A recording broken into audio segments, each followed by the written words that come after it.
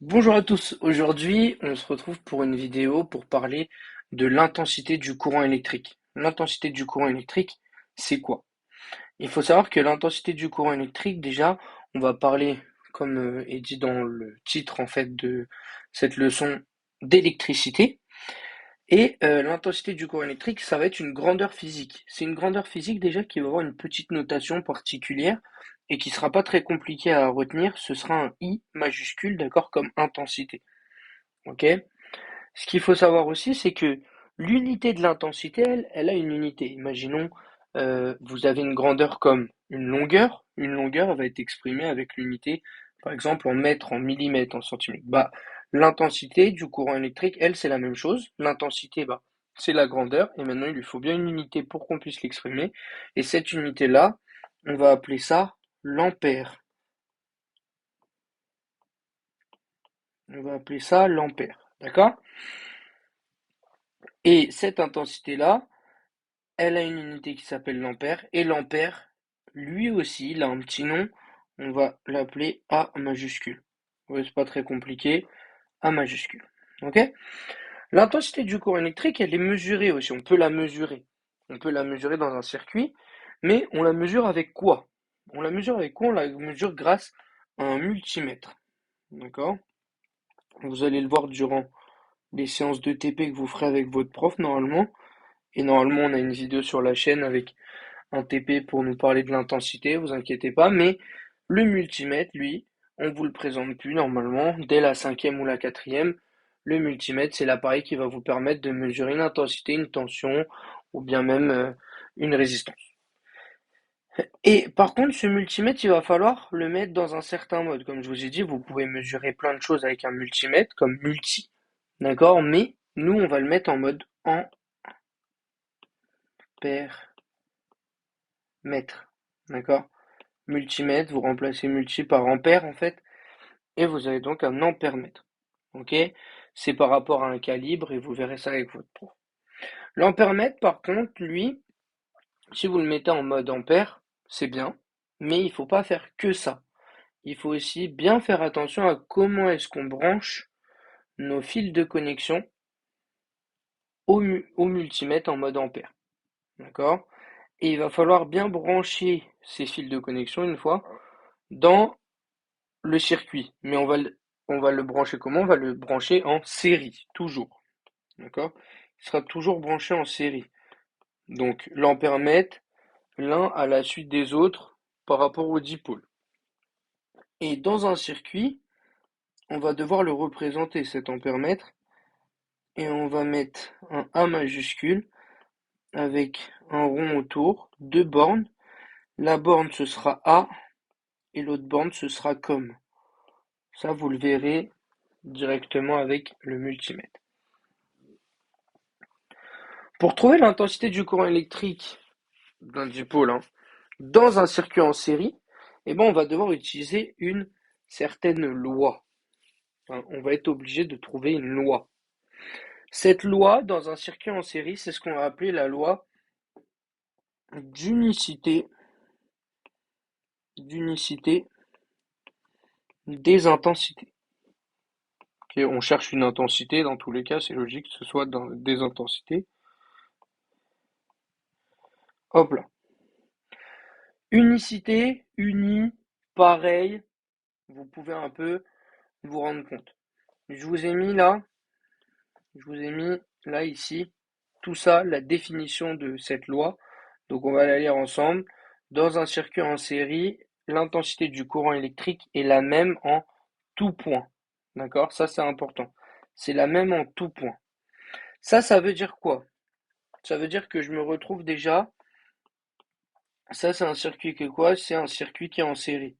Donc on peut utiliser cette loi. D'accord? C'est un circuit en série. Ok? A1 là, il correspond à l'ampère-mètre 1 par exemple. A2 l'ampère-mètre 2, A3 l'ampère-mètre 3.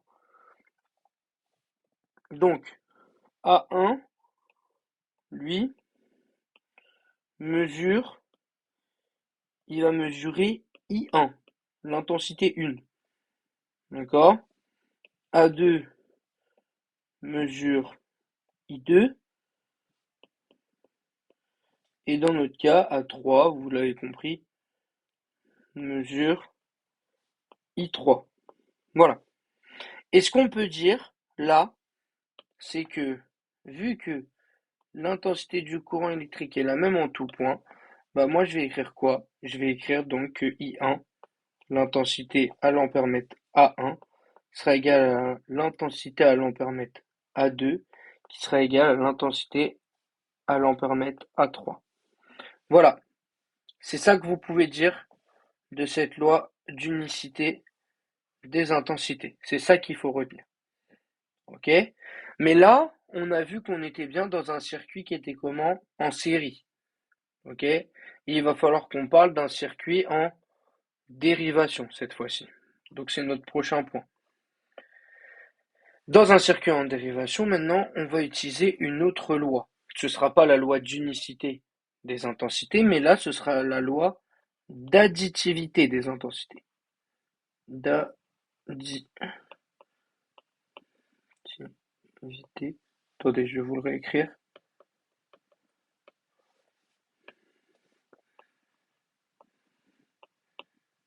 Il n'y a pas de D. Excusez-moi. Additivité des intensités. Voilà. Et là, je vous l'ai remis encore une fois.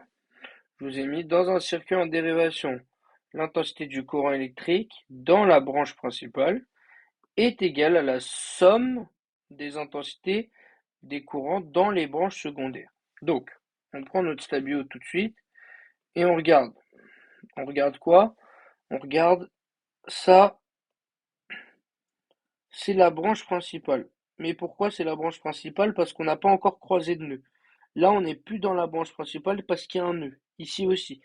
Donc, ça là, c'est quoi? Branche principale. C'est la branche principale parce qu'on a croisé un nœud, donc on s'est arrêté. Et parce que quoi? Parce qu'elle contient le générateur. Ok? Ensuite, la prochaine, ce sera celle-ci. Ce sera une branche secondaire. Et allez, on va en faire la dernière. Là, ce sera aussi une deuxième branche secondaire. Ok? Ce sera aussi une deuxième branche secondaire. Voilà. On va l'écrire. Tout ça là, c'est deux branches secondaires. Voilà. Maintenant, on nous dit autre chose. On nous dit aussi que la A1, comme tout à l'heure, mesure I1.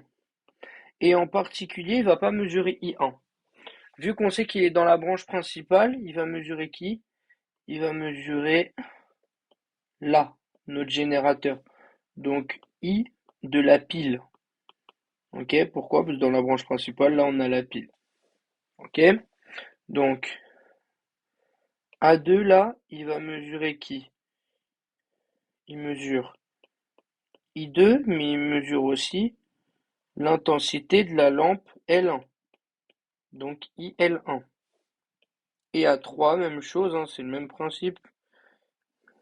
Il mesure I3, mais ça va surtout être égal à, vous en doutez, IL2, l'intensité de la lampe L2. Et on vous a dit quoi? On vous a dit que là, on est dans un circuit en dérivation, vous êtes d'accord avec moi? Et que quoi? L'intensité du courant électrique dans la branche principale. Donc ça là, ce que vous avez là, celui-là, il la pile, il sera égal à quoi? Il sera égal à la somme. Il sera égal à la somme des intensités dans les branches secondaires. Les branches secondaires et tout, ça va être ça et ça. Donc, on va le faire tout simplement. I de la pile, comme ils nous disent, hein, I de la pile, ce sera égal à I de L1 plus I de L2. Voilà. Et ce qu'il faut retenir, c'est ça. Donc maintenant, vous connaissez tout sur les deux lois du courant de l'intensité. Vous savez aussi que bah, L'unité de l'intensité, c'est l'ampère. Vous savez que vous utilisez un ampère-mètre, vous connaissez la loi d'unicité des intensités et la loi d'additivité des intensités. Bon courage à vous!